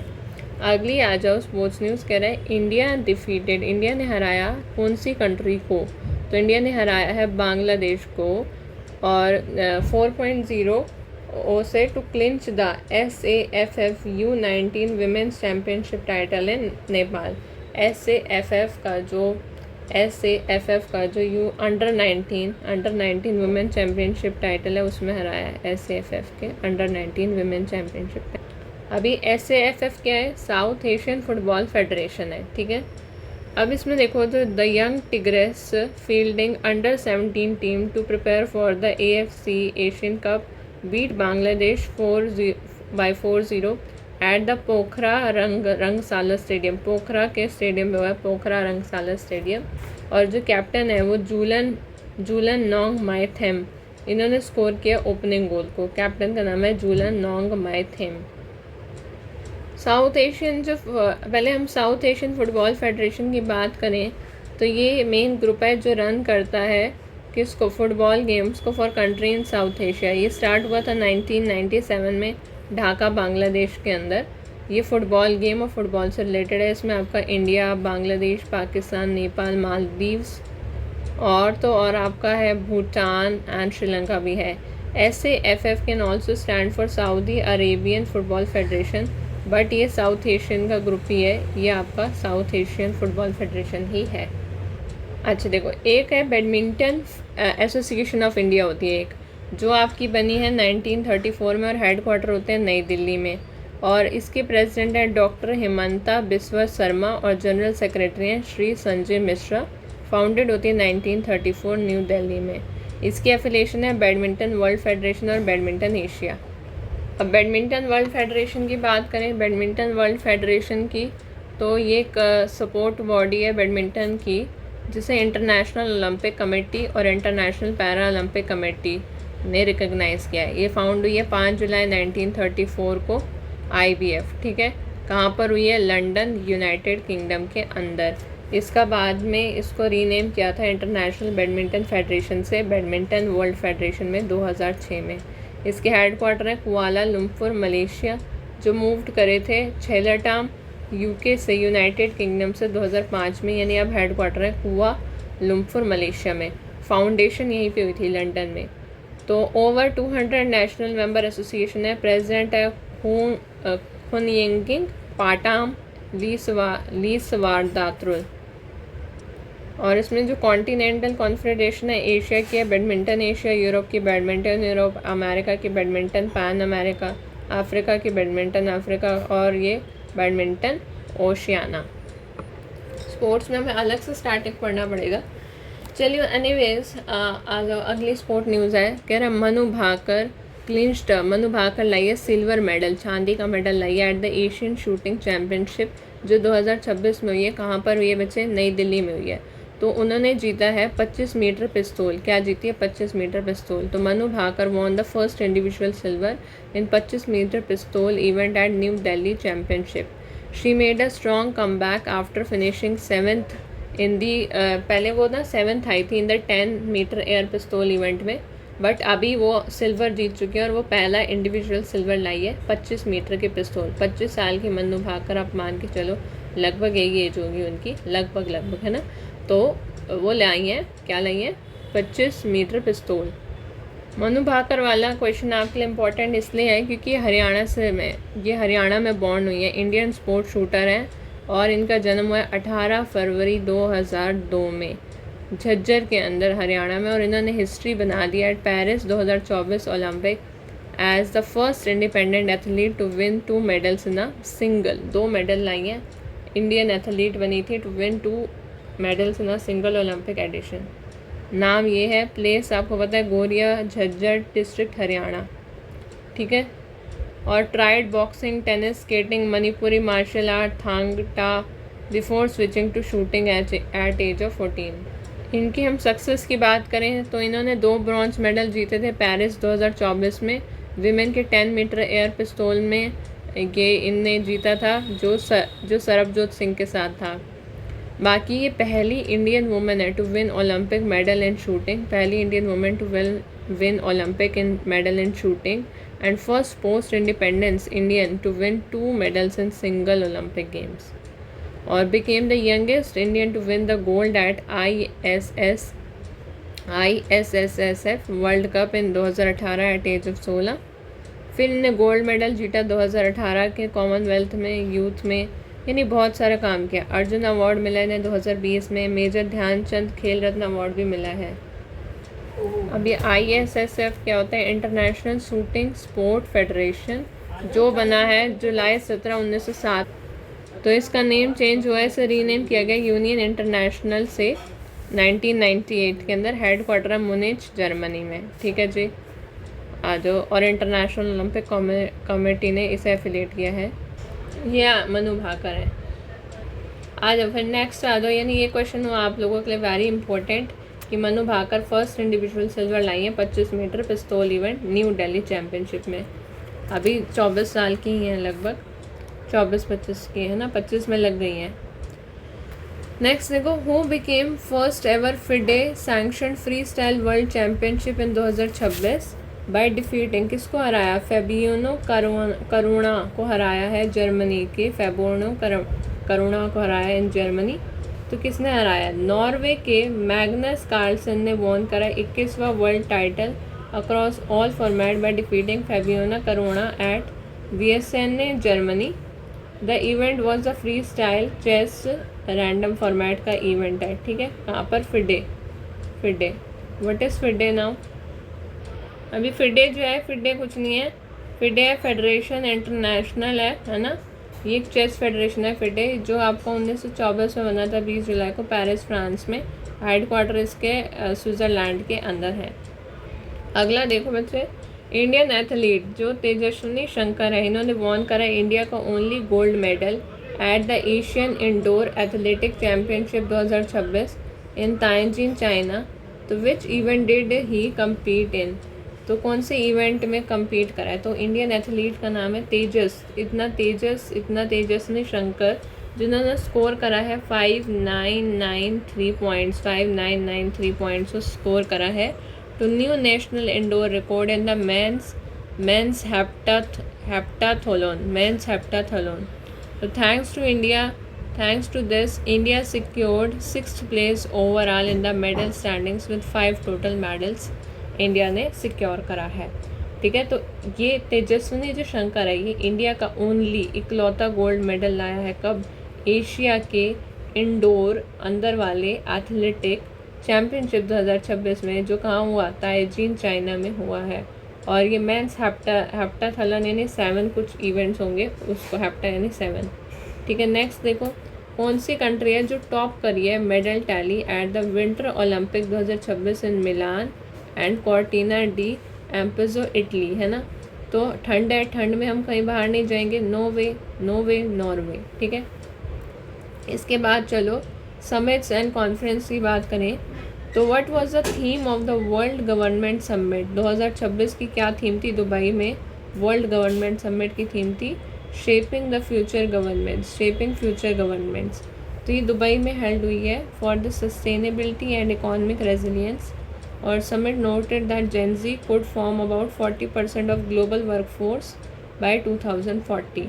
ठीक है, द वर्ल्ड गवर्नमेंट समिट जो है 2026 में हुआ है दुबई के अंदर, शेपिंग द फ्यूचर गवर्नमेंट्स।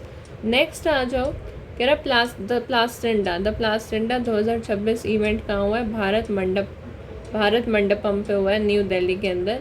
जो द प्लास्टेंडा 2026 इवेंट हुआ है एट भारत मंडपम न्यू दिल्ली में हुआ है। और इसे अलाइन किया है हमने किसके साथ? इसे अलाइन किया है भारत नेक्स्ट के साथ। ये गलत, ये गलत, ये गलत। ठीक है, अलाइंड विद द आत्मनिर्भर Bharat and Viksit Bharat, Bharat next highlighted the India's role in global manufacturing and it focused on sustainable plastic innovation. Sustainable plastic innovation पे भी फोकस है। तो जो प्लास्टेंडा 2026 है कहाँ हुआ? भारत मंडपम न्यू दिल्ली। और थीम क्या है? भारत नेक्स्ट। नेक्स्ट देखो, where was the road to AI impact summit. Road to AI impact summit organised as a precursor to main event in new Delhi. तो road to AI impact 2000 summit new Delhi organised as a precursor. तो इसकी जो है वो है symbiosis international university Dubai के अंदर हुआ है। ठीक है, अबू धाबी के अंदर हुआ with Indian embassy in Abu Dhabi. ये 2 डे का प्रीकर्सर इवेंट था। Symbiosis Dubai brought together policy makers and academics. They discussed AI social impact before the main Delhi summit. Next आ जाओ, कह रहे what was the official theme बताओ of the Global South AI Summit 2026 जो नई दिल्ली में हुआ। तो एक हो रहा है ग्लोबल साउथ साइड पे हो रहा है AI समिट। अब AI समिट है तो AI समिट जब सबके लिए होगा, सर्वजन हिताय एंड सर्वजन सुखाय, यानी translating to welfare and happiness for all, focused on global south. It is build on 3 सूत्र, people, planet and progress, to bridge the digital divide, people, planet and progress. अगला देखो, जेपी नड्डा ने लॉन्च करा है सही और बोध। अब देखो, सही और बोध यानी आपकी हेल्थ सही होनी चाहिए, उसके लिए आपको बोध होना चाहिए, अच्छी नॉलेज। तो ये आयुष्मान भारत डिजिटल मिशन से अलाइंड है। सही यानी promote the safe AI, ethical health care को प्रमोट करो। और बोध यानी benchmark the AI model using privacy preserving real world health data. Next देखो, at India AI impact summit 2026 union minister जो कि अश्विनी वैष्णव है, इन्होंने इनोग्रेट किया waves creator corner. Waves creator corner, कौन सा कॉर्नर? Waves creator corner. और ये कॉर्नर फोकस करता था किस पे? AVGC XR पे, यानी कि A means animation, VFX gaming, comics and extended reality ecosystem. It serves as an innovation workplace for media tech startups. VFX यानी वही विजुअल इफेक्ट्स वाली बात है। नेक्स्ट देखो, कौन सी कंट्री है जो बन गई है 89th साइनेटरी to endorse the New Delhi Declaration at the India AI Impact Summit 2026। तो कौन सी कंट्री है जो बन गई 89th signatory to endorse the New Delhi Declaration at the India AI Impact Summit 2026? तो वो है बांग्लादेश। तो जो बांग्लादेश है, बांग्लादेश का जो एंडोर्समेंट है उसने मार्क करा एक major milestone, bringing the total of 89 countries international organisation. ठीक है, तो इंडिया का AI इम्पैक्ट समिट 89th साइनेटरी हुआ है ताकि हम एंडोर्स करें। तो न्यू दिल्ली डिक्लेरेशन हो रहा है, और दूसरी बात इंडिया का AI इम्पैक्ट समिट है तो कोई बड़े से बंगले में होगा, तो यानी बांग्लादेश। ठीक है, अगला देखो, नेशनल आरोग्य फेयर 2026 जिसे द्रौपदी मुर्मू ने इनग्रेट किया है और आयुष बेस्ड हेल्थ केयर है। तो आरोग्य, गांव वाले लोग रहते हैं आरोग्य, शेगांव महाराष्ट्र आरोग्य। ठीक है, ये हुआ है आपका all India ayurvedic conference at Veswa Maidan Shegaon. Fair aim to promote preventive health care and medical farming in the Vidarbha reason.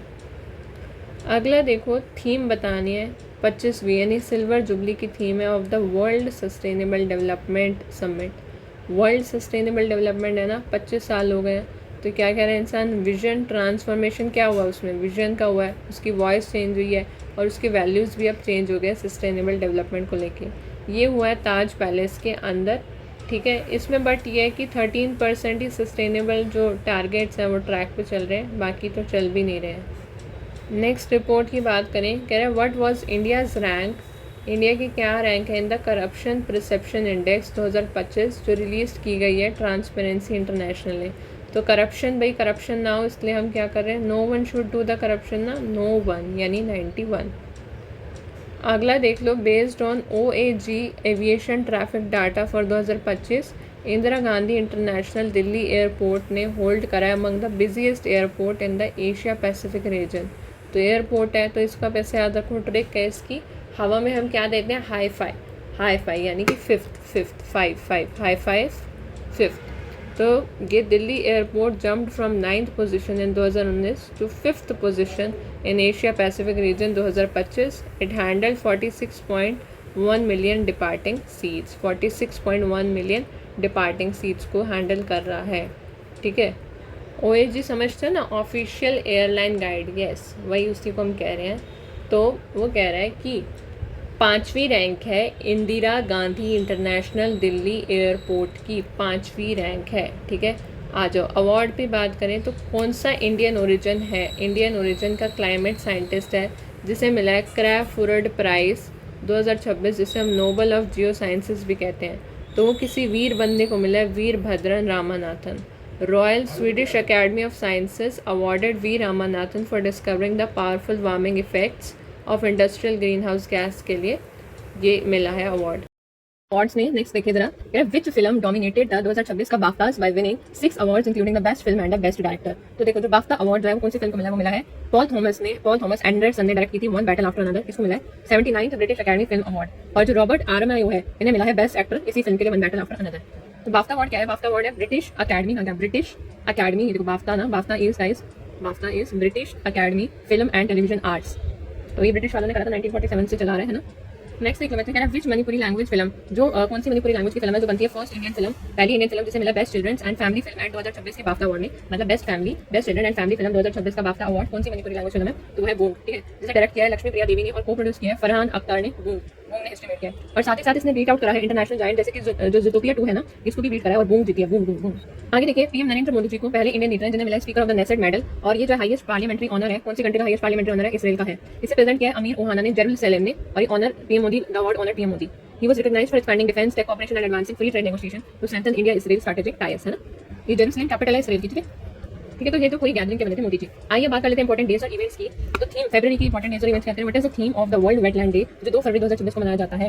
World wetland day, इसकी थीम है wetland and traditional knowledge celebrating cultural heritage, wetland and traditional knowledge celebrating cultural heritage. तो marking the 1971 Ramsar convention, जो 2026 की theme है, वो highlight करती है critical role of the indigenous people and local communities and it focuses on conserving wetlands using traditional practices. Indigenous का meaning समझते हैं ना, स्वदेशी, इंडिजिनस माने स्वदेशी, ठीक है, स्वदेशी, राइट।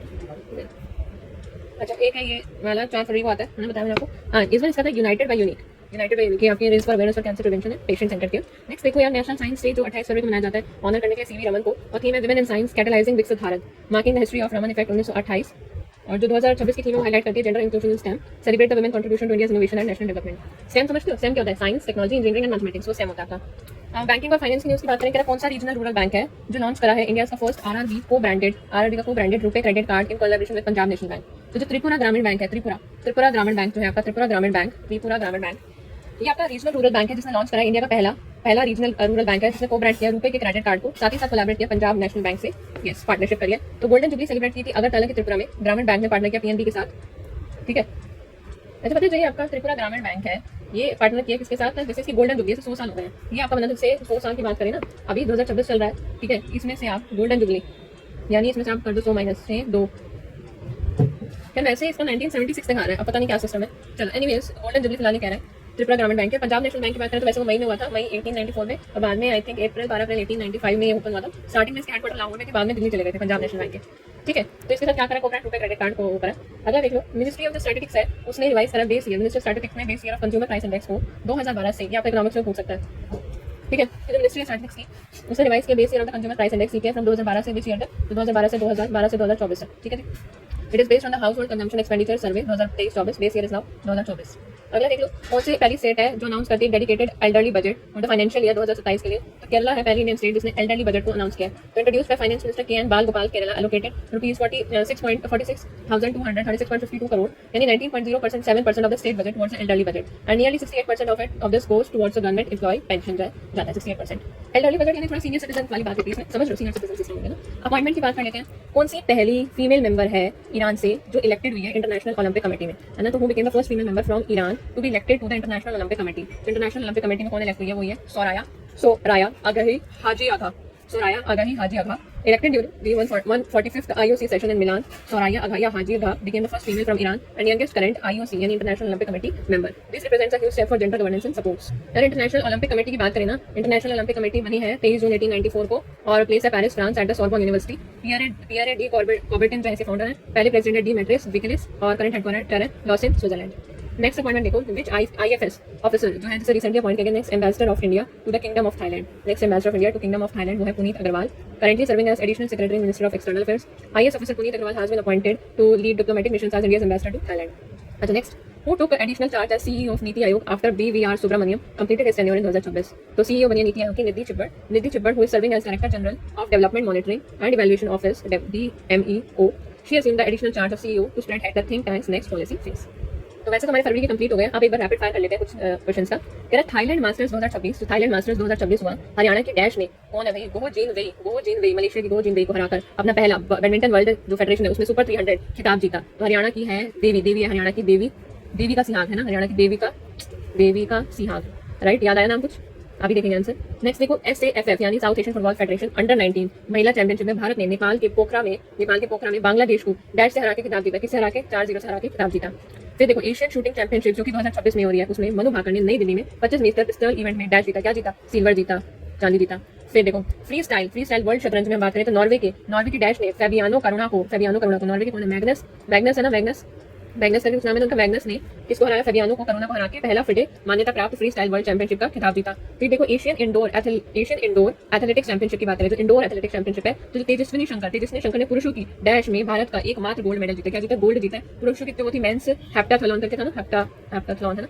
चलिए आंसर देख लेते हैं। तो भाई थाईलैंड मास्टर की हरियाणा की देवी का सिहाग हो गया, ये सही है, 4-0 हमारा सही आंसर है। सिल्वर मेडल सही है, मैग्नस कार्लसन और ये पुरुषों की हेप्टाथलॉन। अच्छा नेक्स्ट बताओ जरा बच्चे, कह रहे विंटर ओलंपिक्स 2026 है ना, विंटर में हो रही है ओलंपिक 2026। तो इटली के अंदर आयोजित इस प्रतियोगिता में डैश ने 41 पदकों के साथ मेडल टैली में शीर्ष स्थान हासिल किया। 41 पदकों के साथ इटली में आयोजित है ये प्रतियोगिता। तो विंटर में हम कहाँ भाई, किसने 41 पदकों के साथ वो जीता? विंटर में हम क्या चाहते हैं कि यार घर से बाहर निकलना नहीं चाहते बेसिकली, नॉर्वे, ठीक है। आगे देखो, वर्ल्ड गवर्नमेंट समिट 2026 में दुबई के अंदर आयोजित, इसकी थीम क्या थी? दुबई के अंदर आयोजित इसकी थीम थी फ्यूचर ग्रोथ के लिए था, फ्यूचर ग्रोथ के लिए कुछ थीम थी आई थिंक, ठीक है अभी देखते हैं। फिर देखो क्लास टेंडा 2026 नई दिल्ली में आयोजित इस कार्यक्रम की थीम थी भारत नेक्स्ट। क्या थी? भारत नेक्स्ट, हाँ जी बिल्कुल सही जवाब है। अगला देखो, road to AI impact summit की याद कर रहे हैं। मुख्य कार्यक्रम में इसका पहला आयोजन डैश में किया गया था। तो AI समिट की बात हो रही है, AI समिट का आयोजन क्या था? सोचो चलो बताना मैं सोच के। नेक्स्ट देखो, global south AI impact summit नई दिल्ली में आयोजित इसकी थीम थी, क्या थीम थी? भूल गए क्या? चलो तो फिर रिवाइज कर लो, भूल गए तो फटाफट देख लो। विंटर ओलंपिक वाले का नॉर्वे सही बताया तुमने, वर्ल्ड गवर्नमेंट का शेपिंग फ्यूचर गवर्नमेंट ये भी सही बताया, क्लास टेंडा का भारत नेक्स्ट। इसकी जो वो थी ना मुख्य कार्यक्रम से पहले इसका आयोजन किया गया था सिम्बायोसिस इंटरनेशनल यूनिवर्सिटी दुबई में किया गया था, इसलिए भूल गए थे ना। और ग्लोबल साउथ AI इम्पैक्ट की बात करें 2026 तो थीम थी इसकी सर्वजन हिताय सर्वजन सुखाय। आगे आ जाओ, अब देखते कितना याद है तुम्हें। सही और बोध तो सही और बोध इंडिया AI जो समिट है JP नड्डा द्वारा शुरू किया गया, जो मुख्य रूप से किस क्षेत्र पे केंद्रित है? तो मुख्य रूप से स्वास्थ्य पे केंद्रित है, हेल्थ केयर पे, ठीक है जी। वेव्स क्रिएटर कॉर्नर एक इंडिया का AI इम्पैक्ट समिट में लॉन्च किया गया है, जो डैश इकोसिस्टम पर केंद्रित है। वेव्स वाला जो क्रिएटर कॉर्नर, इसका बताओ, नहीं आ रहा है, अभी देखते हैं। फिर नई दिल्ली की घोषणा पत्र again India AI impact summit 2026 में डैश के समर्थन के साथ कुल किसके समर्थन के साथ 89 देश उसके हस्ताक्षर बने हैं। नई दिल्ली के घोषणा पत्र में बताओ 89 देश की उसकी मदद से इसके हस्ताक्षरकर्ता बन गए हैं। कौन बने भाई? अच्छा चलो ये भी यहाँ तक कोई नहीं, बताओ फिर। राष्ट्रीय आरोग्य मेला 2026 राष्ट्रपति द्रौपदी मुर्मू द्वारा महाराष्ट्र के डैश में इसका उद्घाटन किया गया। महाराष्ट्र आरोग्य मेला भैया, आरोग्य मेला महाराष्ट्र के कहाँ पर? बोलो, कमाल है तुम्हें। हाँ याद आया, गाँव में हमें क्या रहना है? गाँव में लोग रहते हैं एकदम आरोग्य रहते हैं ना, रोग से मुक्त रहते हैं। तो महाराष्ट्र के गाँव के अंदर, और उसके पश्चात अगर आप देखो तो आपका है कि वर्ल्ड सस्टेनेबल डेवलपमेंट समिट के 2026 के आते हैं, नई दिल्ली में 25वें संस्करण की थीम थी 3V, यानी 3V कौन से थे? विजन है, आपका देखने का नजरिया बदला है, विजन और विजन वैल्यूज बदले हैं, और वॉइस में चेंज आया। चलो आंसर देख लेते हैं। कह रहे सही और बोध इंडिया AI समिट में JP नड्डा द्वारा शुरू की गई, जो मुख्य रूप से स्वास्थ्य सेवा क्षेत्र पर केंद्रित है। सही और बोध पहल, ठीक है जी।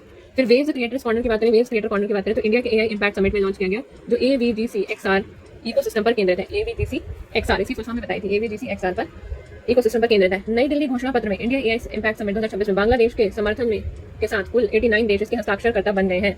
बांग्लादेश भी आगे बीच में एक घोषणा पत्र के चक्कर में इतना, क्योंकि हम AI का सामान दे रहे हैं इसलिए। राष्ट्रीय आरोग्य मेला 2026 राष्ट्रपति द्रौपदी मुर्मू द्वारा महाराष्ट्र के शेगांव में इसका उद्घाटन किया गया था। और वर्ल्ड सस्टेनेबल डेवलपमेंट समिट 2026 नई दिल्ली में इसके 25वें संस्करण की थीम है transformation, vision, voices and values for sustainable development. ये देखो AVGC की क्या फॉर्म है, एनिमेशन, VFX यानी visual effects, gaming, comics and extended reality. चलो रिपोर्ट्स को रिवाइज कर लेते हैं। बताओ what was India's rank in the corruption perception index CPI 2025 release by transparency international. तो no one should do corruption. तो करप्शन परसेप्शन इंडेक्स के हिसाब से 2025 के हिसाब से इंडिया की रैंक है 91। ये आपसे पता स्कोर भी पूछ सकता है। ये जो करप्शन परसेप्शन इंडेक्स है ना CPI, इसमें 182 कंट्रीज हैं, ठीक है। और आपका स्केल है 0 1 मतलब हाईली करप्ट और 100 मतलब वेरी क्लीन। आप देखो जो क्लीनेस्ट है 10 मार्क है सबसे क्लीनेस्ट, 89 है, 100 में से 89 मार्क्स मिले हैं। फिर फिनलैंड को 88 मिले हैं, सिंगापुर को 84 मिले हैं। फिर मोस्ट करप्टेड जो है सोमालिया, साउथ सुडान, इनको 9 मिले हैं, वेनेजुएला को 10 मिले हैं। इंडिया की बात करें, इंडिया की 91 रैंक है और 39 मिले आउट ऑफ 100। बताओ, तो यानी एक शोइंग अ स्लाइट इंप्रूवमेंट, पहले तो उसकी 96 थी रैंक। फिर ऐसे डेमोक्रेसी कोरिलेशन की बात करें तो 70, जो फुल डेमोक्रेसी का एवरेज है स्कोर 71, जबकि अथॉरिटी एंड रेजिम्स का एवरेज है just 32, highlighting how just democratic institution help control corruption. अच्छा चलो अब आ जाओ जो आपका वो था एयरलाइन गाइडलाइन के हिसाब से, एविएशन ट्रैफिक डाटा के हिसाब से इंदिरा गांधी इंटरनेशनल एयरपोर्ट को जो है वो काफी बिजिएस्ट एयरपोर्ट रहा है एशिया के पैसिफिक रीजन में। तो इस बात में हम हाई फाई दे रहे हैं, यानी 5th रैंक है। कितनी रैंक है? 5वीं रैंक है। 46.18 मिलियन डिपार्टिंग सीट्स को हैंडल कर रहा है। आगे चलिए अवार्ड्स की बात कर लेते हैं। Okay, which Indian origin climate scientist won the Crafoord prize 2026 known as the Nobel of the geosciences. तो वो मिला है वीरभद्रन रामनाथन को। वीरभद्रन रामनाथन को क्राफ्ट प्राइज वाले का नाम जो है वो हॉलगर क्राफ्ट के बाद रखा गया था। स्वीडिश इंडस्ट्रियलिस्ट बिजनेसमैन है, उनकी वाइफ है अन्ना ग्रेटा क्राफ्ट, ठीक है जी। तो royal Swedish academy of sciences awarded V Ramanathan for discovering the powerful warming effects of industrial greenhouse gases. इसकी पता हेडक्वार्टर है स्टॉकहोम स्वीडन में, और इसकी बात करें फाउंडेड हुआ था 2 जून 1739 को। अगले देखो कौन सी फिल्म है जिसे मिला बाफ्ता मिला है, by winning 6 award, best film and best director भी है। तो बेस्ट फिल्म का नाम है one battle after another, 79 British academy film award है। डायरेक्टर है पॉल थॉमस एंडरसन और बेस्ट एक्टर है Robert Aramayo. Which Manipuri language film became the best first Indian film to win best children and family film at 2026 BAFTA. तो है Boong, directed by Lakshmi Priya Devi, को produced by Farhan Akhtar. इसने ज़ूटोपिया 2 तक को हरा दिया। मोदी जी की बात करें, मोदी जी को स्पीकर ऑफ द नेसेट यानी गैदरिंग मेडल मिला है, और एक हाईएस्ट पार्लियामेंट्री ऑनर है इसराइल वालों ने दिया है। जेरूसलम में दिया, Jerusalem is the capital of Israel. Present किया है आमिर ओहाना ने। किसने किया? आमिर ओहाना ने प्रेजेंट किया है। फिर इंपॉर्टेंट डे और थीम की बात करते हैं तो वर्ल्ड वेटलैंड डे मनाया जाता है 2 फरवरी को। थीम है वेटलैंड एंड ट्रेडिशनल नॉलेज, चाहिए हमें celebrating cultural heritage, marking the 197 Ramsar convention, और हाईलाइट करता है कि स्वदेशी और कम्युनिटी वाले पीपल का क्या रोल है। फिर ये यूनाइटेड बाय यूनिक है आपकी कैंसर प्रिवेंशन के लिए। एंड देन जो 4 फरवरी को आता है। फिर नेशनल साइंस डे मनाया जाता है 28 फरवरी को, ऑनर करने के लिए सीवी रमन को। थीम है women in science catalysing the Viksit Bharat, women in science catalysing the Viksit Bharat, और marking the discovery of Raman effect 1928। Theme जो आता है जेंडर इंक्लूजन इन स्टेम यानी साइंस, टेक्नोलॉजी, इंजीनियरिंग और मैथमेटिक्स। फिर बात करें बैंकिंग की, तो जो त्रिपुरा ग्रामीण हमारा रीजनल रूरल बैंक है, इंडिया का पहला ऐसा बैंक है जिसने कोलैबोरेट किया है पंजाब नेशनल बैंक के साथ, और जो कि बना था आपका 1895 में, जिसके हेडक्वार्टर अभी दिल्ली में, पहले लाहौर में बना था। रूपे क्रेडिट कार्ड, रूपे ब्रांड क्या है? रूपे क्रेडिट कार्ड को ब्रांडिंग करी है। फिर हम देखते हैं मिनिस्ट्री ऑफ स्टैटिस्टिक्स, जो आपका वो है त्रिपुरा ग्रामीण बैंक का, तो क्या अगरतला में है। हाँ, जो मिनिस्ट्री ऑफ स्टैटिस्टिक्स है उसने रिवाइज किया base year of consumer price index 2012 से क्या हो गया 2024 हो चुका है।